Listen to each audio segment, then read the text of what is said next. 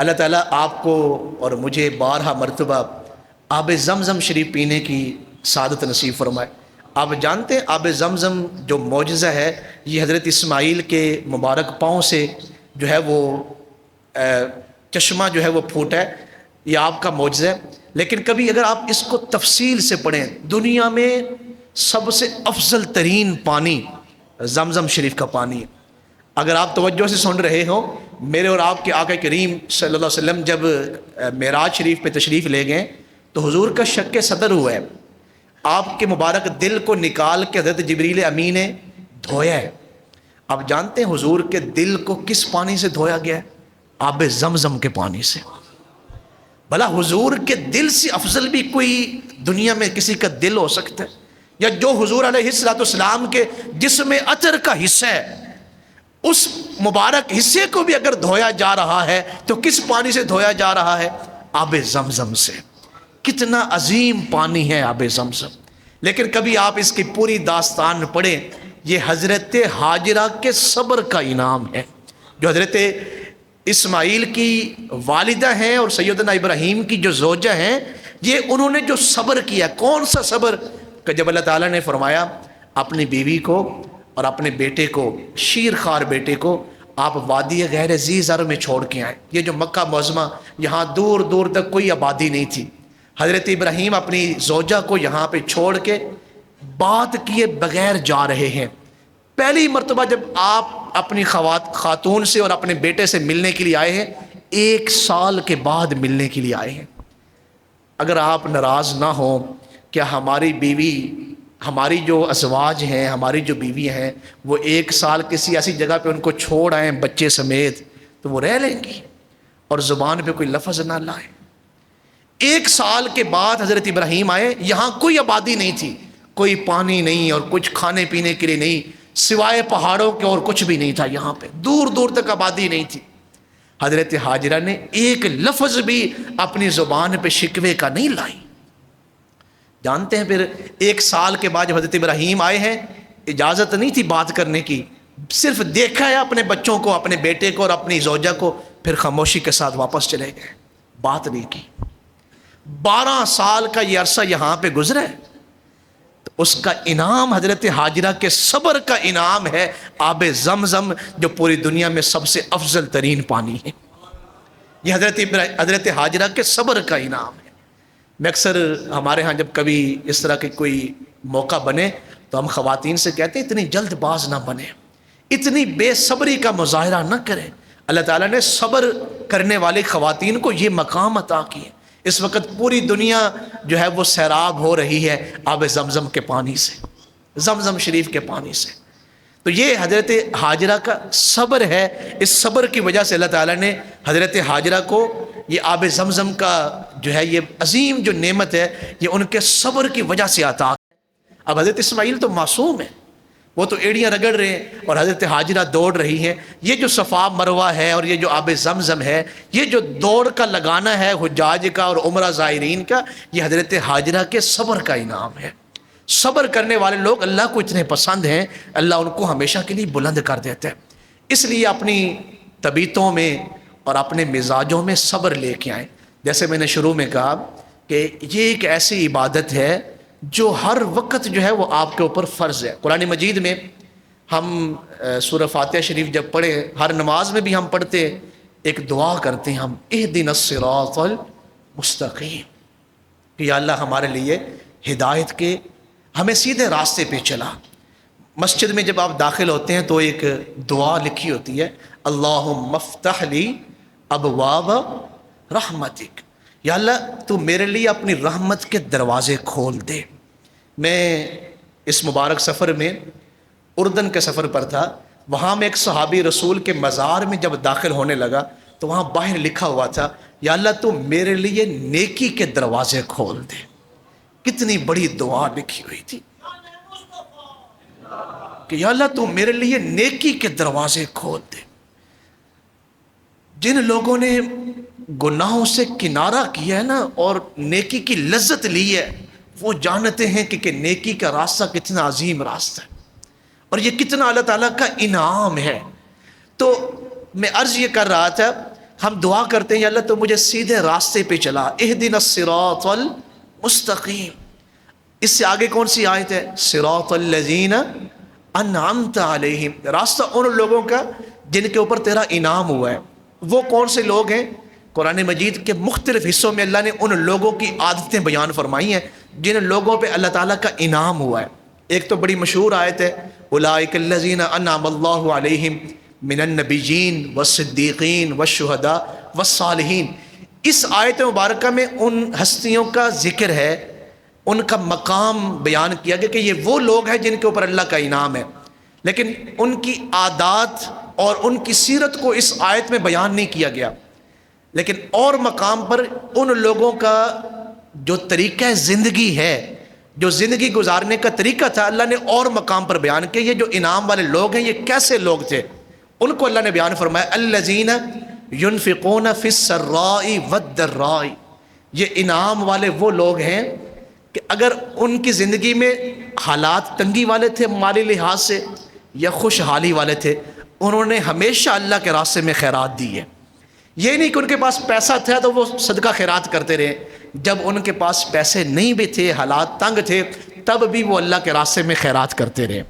یہ ان لوگوں کی اللہ نے صفت بیان کی ہے جن کے اوپر اللہ کا انعام ہے، جن کے لیے ہم دعا کرتے ہیں یا اللہ ہمیں اس راستے پر چلا جن لوگوں کے اوپر تیرا انعام ہوا۔ اور ان کی نشانی کیا ہے کہ وہ دونوں حالتوں میں اللہ کے راستے میں خیرات کرتے ہیں۔ اگر ان کے حالات بہتر ہیں تب بھی وہ اللہ کے راستے میں خیرات کرتے ہیں، اگر معاشی لحاظ سے حالات کی تنگی ہے تب بھی اللہ کے راستے میں خیرات کرتے ہیں۔ اگر آپ ناراض نہ ہوں، یہ صرف دو باتیں اس آیت میں آپ کے سامنے بیان کر رہا ہوں، ایک جو میں نے صبر کے حوالے سے بات بیان کی ہے، اگلا وہ لفظ آ رہا ہے۔ پہلی ان ہستیوں کی کون سی نشانی ہے کہ وہ اللہ کے راستے میں خیرات کرتے ہیں، اللہ کے راستے میں دیتے ہیں۔ یہ بات ذہن میں رکھیں، جو لوگ سخی نہیں، ان قریب جتنے مرضی نیک ہوں ان قریب وہ گناہگار ہو جائیں گے۔ شیطان سے کسی نے پوچھا تھا کہ تمہارا سب سے پسندیدہ ترین بندہ کون سا ہے؟ تو اس نے کہا میرا سب سے پسندیدہ ترین بندہ وہ ہے کہ جو بہت زیادہ نیک ہو اور بہت زیادہ کنجوس ہو۔ کنجوس بندہ مجھے بہت پسند ہے اور وہ نیک بھی بہت زیادہ ہو۔ تو پھر اس سے پوچھا گیا کہ تیرا سب سے ناپسندیدہ بندہ کون ہے، جس بندے کو تو پسند نہیں کرتا، تجھے بہت زیادہ اس سے نفرت ہو؟ فرمایا، اس نے کہا کہ گناہ گار ہو لیکن سخی ہو، سخاوت کرنے والا۔ تو اس نے وجہ پوچھی کہ اس کی وجہ کیا ہے؟ تو اس نے کہا جو نیک ہے اور سخی نہیں، اللہ کے راستے میں خیرات نہیں کرتا، ان قریب اس کا بخل، اس کی کنجوسی کی وجہ سے میں اسے گناہوں کی طرف دھکیل دوں گا، میں اسے گناہ گار بنا دوں گا۔ تو کہا جو سخی ہے لیکن نیک نہیں ہے، اعمال اس کے پاس کوئی نہیں نیک، لیکن وہ اللہ کے راستے میں دیتا رہتا ہے، سخاوت کرتا رہتا ہے، فرمایا اس کی سخاوت کی وجہ سے اللہ تعالیٰ اس کے گناہوں کو چھڑوا دے گا اور اللہ اسے نیک بنا دے گا۔ یہ جو ان عظیم ہستیوں کی عظیم عادات ہیں نا، الذین ينفقون فی السراء والضراء، کہ ان کے حالات جیسے بھی ہوں، معاشی لحاظ سے مضبوط ہیں یا معاشی لحاظ سے کمزور ہیں، وہ ہر حال میں اللہ کے راستے میں خیرات دیتے ہیں۔ اب اگلی بات ذرا دھیان سے سنیے، فرمایا ان کی دوسری خوبی کون سی ہے؟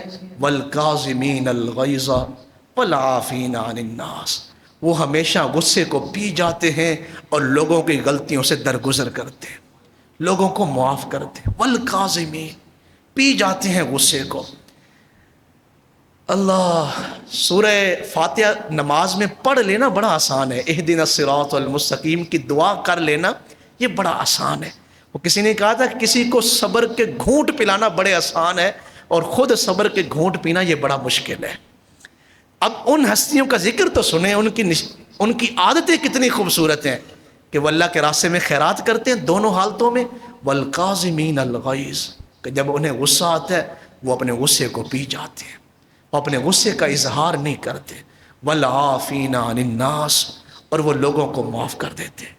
ایک ہمارے بہت بڑے بزرگ تھے، ان کی خادمہ ان کو کھانا پیش کرنے لگی تو اس کو کہیں اس کا پاؤں پھسلا تو جو سالن تھا وہ ان بزرگوں کے کپڑوں پہ گر گیا، گرم تھا، انہیں تکلیف ہوئی تو انہوں نے یوں ہاتھ کو بلند کیا، ایسے ہاتھ کو بلند کیا تھپڑ مارنے کے لیے۔ جب اس نے دیکھا نا کہ میرا مالک مجھے تھپڑ مارنے والا ہے تو اس نے یہ آیت پڑھ دی والکاظمین الغیظ۔ ایسے سبحان اللہ کہنا مشکل ہے دونوں صورتوں میں، قرآن مجید سن کے بھی کہنا مشکل ہے، پھر صبر کے اوپر تو سبحان اللہ کہنا اور بھی مشکل ہے، کیونکہ ہماری قوم میں صبر تو ہے ہی نہیں نا۔ صبر تو ہم نے کبھی سنا ہی نہیں کہ صبر کیا ہوتا ہے یا کسی کو معاف کرنا کیا ہوتا ہے۔ ہم تو بہت بڑے لوگ ہیں، ہم تو بہت کچھ کر سکتے ہیں، ہم ایسا کر سکتے ہیں، ہم ویسا کر سکتے ہیں، ہمارے مقابل کا کوئی بندہ ہی نہیں ہے زمانے میں، کون ہے جو ہمارے سامنے کھڑا ہو۔ اب اس دور کی باندیوں کو بھی قرآن مجید ترجمے کے ساتھ یاد تھا، اس لیے اس باندی نے قرآن مجید کی یہ آیت پڑھی والکاظمین الغیظ۔ اے میرے تھپڑ مارنے والے مالک، اللہ والوں کی تو یہ نشانی ہے وہ غصے کو پی جاتے ہیں۔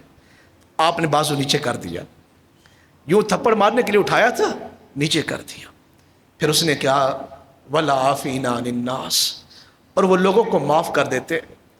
تو آپ نے فرمایا جا تجھے معاف کیا۔ پھر اس نے اس آیت کا اگلا حصہ پڑھا واللہ یحب المحسنین، جو احسان کرنے والے ہیں وہ اللہ کے محبوب ہیں، اللہ ان لوگوں سے محبت کرتا ہے جو کمزوروں پہ احسان کرتے ہیں۔ تو آپ نے فرمایا جا تجھے آزاد کیا۔ ایک قرآن مجید کی آیت سنی ہے، 3 بڑے عمل کیے ہیں۔ سالن گرا ہوا ہے کپڑوں پہ، غصہ آیا ہوا ہے، ہاتھ نیچے کر لیا، غصہ پی گئے، پھر اس کو معاف کر دیا، کہا کوئی بات نہیں۔ جب اس نے کہا واللہ یحب المحسنین تو پھر اسے اللہ کی رضا کے لیے آزاد کر دیا کہ اب تو میری باندھی نہیں۔ تو اس لیے زندگی کا اگر مزہ لینا ہے تو صبر کرنا سیکھیں۔ امام اعظم امام ابو حنیفہ رحمۃ اللہ علیہ کے والد فوت ہوئے، کتنا بڑا نام ہے۔ کبھی آپ عرب شریف کے ملکوں میں جائیں تو امام ابو حنیفہ کا نام لیں، بڑے بڑے اداروں میں آپ جائیں تو امام ابو حنیفہ کا نام لیں، ان کی گردنیں جھک جاتی ہیں۔ حالانکہ وہ مالکی ہیں اور شافعی ہیں۔ کئی ایسی بڑی یونیورسٹیوں میں عرب شریف میں مجھے جانے کا موقع ملا تو انہوں نے مجھے نماز کے دوران دیکھا تو کہا جی آپ حنفی ہیں؟ میں نے کہا الحمدللہ ہم حنفی ہیں۔ تو ان کی گردنیں جھک گئیں۔ انہوں نے کہا امام، یہ جو امام ہیں امام ابو حنیفہ، یہ امام اعظم ہیں، یہ امام الکبیر ہیں، یہ سب سے بڑے امام ہیں۔ ان کے والد گرامی فوت ہوئے تو ایسے تعزیت کے لیے لوگ بیٹھے ہوئے، ایک آدمی کو کوئی آپ کے ساتھ غصہ تھا تو وہ آیا اور آپ کے صبر کو آزمانا چاہا، تو کھڑے ہو کے بھرے مجمع میں اس نے کہا امام میں نے سنا ہے کہ آپ کے والد فوت ہو گئے۔ تو امام صاحب نے فرمایا ہاں میرے والد فوت ہو گئے۔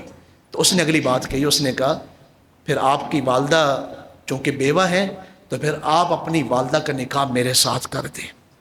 کس موقع پہ کہہ رہا ہے وہ؟ کہ جب فاتحہ خوانی چل رہی ہے، لوگ سوگ کے لیے بیٹھے ہوئے ہیں۔